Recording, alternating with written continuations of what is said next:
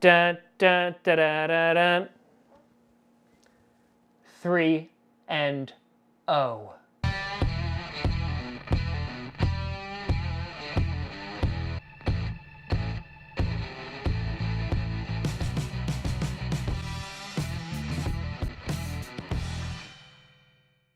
Grossi Posse Packer Nation. Welcome to an episode of Packcast, the podcast where you're not a Packers fan, but it sure does help. I am your host, Tom Grossi, and the Green Bay Packers continue their undefeated streak.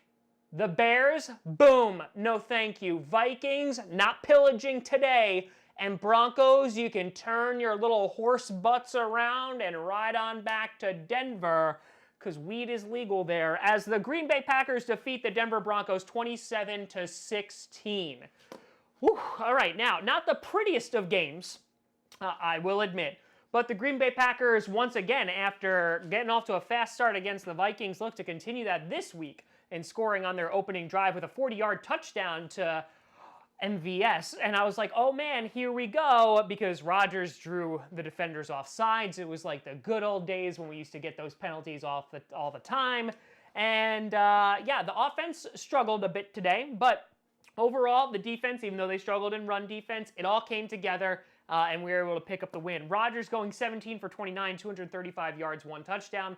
Nothing crazy there. Obviously, it was also raining there all day, so the conditions for throwing really weren't so great either. Jamal Williams getting the majority of the carries for 12 for 59 yards. Jones getting only 10 carries. And Matt LaFleur said after last week's victory, and Aaron Jones' big contribution to that, said he was going to even it out a little bit more, leaving a lot of Aaron Jones fantasy owners to go, really? But for you fantasy owners, Aaron Jones, 10 for 19, only 19 yards, but 2 touchdowns, so that'll help you out. MVS was the biggest contributor through the air, going 6 for 99 for 1 touchdown. Had 10 targets, though, and had a few key drops like Geronimo Allison also did as well. Adams only going 4 for 56, but considering the majority of the secondary is just focused on Devontae Adams, that is allowing other guys to get open. They just need to catch the ball. Now, on defense, here was the story. Preston freaking frackin' Smith had himself a day. The Smiths, man, what a difference from last year to this year. We actually can hit a quarterback now. Preston Smith with a forced fumble had 3 sacks on the day. Jair Alexander had a forced fumble. It was a fumble strip. Also had the recovery on that as well. Also had 5 tackles. You had also Rashawn Gary getting a fumble recovery and his first sack of his NFL career. And then you had Savage with an interception, which was an amazing pick. Martinez with 8 tackles, 2 for a loss. Darius Smith with 2 sacks. And so a total of 6 sacks on the day. 8 turnovers total for this season for the Green Bay defense, which is the highest in the league, which is just perfecto, beautiful. Now, where we did struggle, though, on defense was in the run. Philip Lindsay had himself a day. 21 carries for 81 yards, 2 touchdowns, and 4 catches through the air for 49 yards. Freeman, 15 carries for 63 yards. And so that is something we definitely need to clean up. Philip Lindsay, for example, on one play, it was 4th and goal. We had him dead to rights, just missed tackles left and right, allowed him to get into the end zone. Great effort by Lindsay, though, and the offensive lineman chucking him in there as well. But we definitely do need to clean that up. Sutton was their biggest contributor through the air, going 5 for 87. But the Packers were able to keep Joe Flacco for just 20 for 29, 213 yards, and 1 interception. So not very effective on the day. Kevin King, who's up and down on the day, had a blown coverage against Cortland Sutton, but had some good open field tackles. But the guy, again, who came up clutch again is our punter, J.K. Scott. 53-yard average on punts today, 66 for long. Has just been incredible and really has just tilted the field to the Packers' advantage. And so J.K. Scott has come up so clutch.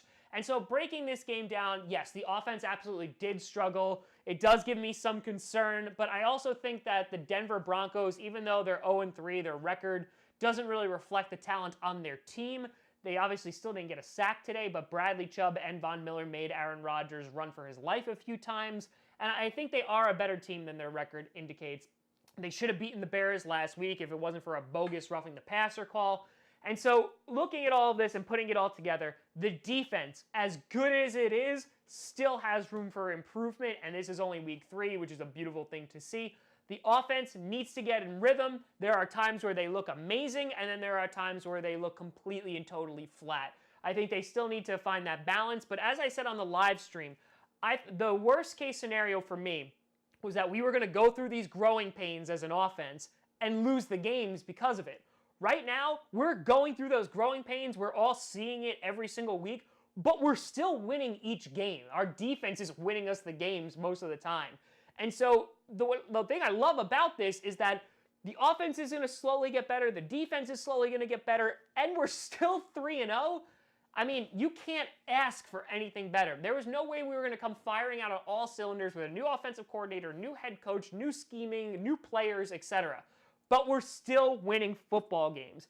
Now, 3-0, the Lions were able to beat the Eagles, who are just all beaten up. So they are 2-0-1 on the year. The Vikings came in with a big win against the Raiders today, 2-1. The Bears, of course, will play later. But we have the Eagles on a short week at home, Thursday Night Football. This is a game that we need to win, especially considering the Eagles are weakened. This is like our chance to do so. Alshon Jeffrey, I'm pretty sure he is out. Deshaun Jackson, he might be out as well. And so this is really an opportunity because we have so many home games in this stretch, 3 in a row. It'd be amazing to come off with a win, go 4-0, and as we then head to Dallas, which is basically a home game, and take on the Cowboys in a couple weeks. But great start for the Green Bay Packers. I couldn't ask for more. Need to clean up on the run defense, need the offense to get in sync. But again, after 3 weeks, we're 3-0. There's only a handful of teams that can actually say the same. Our defense is reminding me a lot of that 2010 defense where we're getting those turnovers, but throw in the addition of we're getting those pressures and we're getting those sacks. So for everyone who was wondering about Rashawn Gary, he definitely showed up today. The Smiths continued to be amazing, savage with the pick. Things were good. Things were good today. So let me know what you thought about the game down below. You can always find me at TomGrossiComedy.com or at TomGrossiComedy on all the social media you see down below. Check out podcasts on SoundCloud, iTunes, Google Play Music, Spotify, and of course YouTube. And a big shout and thank you to all the Patreon members over at patreon.com/TomGrossiComedy. That really, really helps me out, and I appreciate it as we are this damn close to hitting 30,000 subs. So thank you for that. Thank you very, very much. I am Tom freaking fracking Grossi. Thank you so much for watching. And as always, 3-0. Go Pack Go.